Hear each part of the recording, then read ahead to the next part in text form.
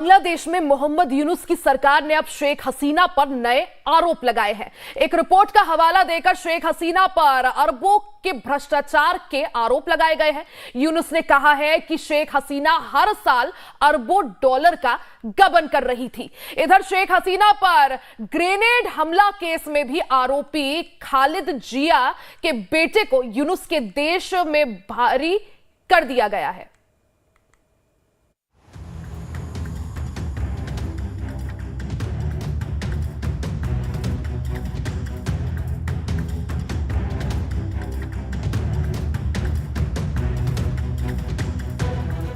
बांग्लादेश की अंतरिम सरकार ने पूर्व प्रधानमंत्री शेख हसीना पर गंभीर आरोप लगाए हैं। एक रिपोर्ट भी पेश की गई है और इस रिपोर्ट में शेख हसीना को गंभीर भ्रष्टाचार में शामिल बताया गया है। रिपोर्ट के मुताबिक शेख हसीना के 15 साल के कार्यकाल में देश से हर साल औसतन 16 बिलियन डॉलर की चोरी हुई है। रिपोर्ट के मुताबिक शेख हसीना के शासन में देश में 29 योजनाएं लागू की गई।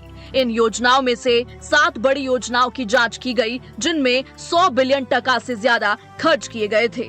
जांच के मुताबिक इन 7 योजनाओं की लागत 1.14 ट्रिलियन टका थी। आरोप है कि शेख हसीना की सरकार ने इस रकम को बढ़ाकर 1.94 ट्रिलियन टका कर दिया। इस रिपोर्ट में यह भी कहा गया कि विकास के नाम पर 15 साल में 7 लाख करोड़ रुपए खर्च किए गए। इस रकम में से 40% रकम को नौकरशाहों ने गबन कर लिया। रिपोर्ट सामने आने के बाद मोहम्मद यूनुस की तरफ से भी बयान सामने आया है और उन्होंने कहा कि शेख हसीना की लूट की वजह से ही बांग्लादेश आर्थिक संकट से घिरा हुआ है। मोहम्मद यूनुस ने कहा, ये जानकर हमारा खून खौल उठता है कि उन्होंने अर्थव्यवस्था को कैसे लूटा। दुख की बात यह है कि उन्होंने खुलेआम लूट मचाई। हम लोगों में अधिकतर ने इसका सामना करने का साहस भी नहीं जुटाया। ये दस्तावेज दिखाता है कि अर्थव्यवस्था की मौजूदा स्थिति बेहद खराब है। बांग्लादेश में रिपोर्ट पेश करने वाली कमेटी ने घोटाले में शामिल लोगों को जवाबदेह ठहराने के लिए कानूनी कार्रवाई शुरू करने की सिफारिश की।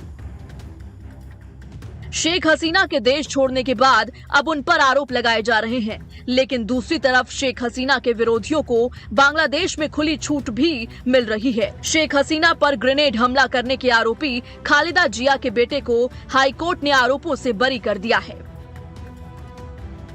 21 अगस्त 2004 को ढाका के बंग बंधु एवेन्यू में शेख हसीना की रैली थी। इस रैली को उस वक्त की नेता विपक्ष शेख हसीना संबोधित कर रही थी। इसी दौरान रैली में ग्रेनेड से हमला हुआ था। इस हमले में 24 से ज्यादा लोगों की मौत हुई थी, जबकि 300 लोग घायल हुए थे।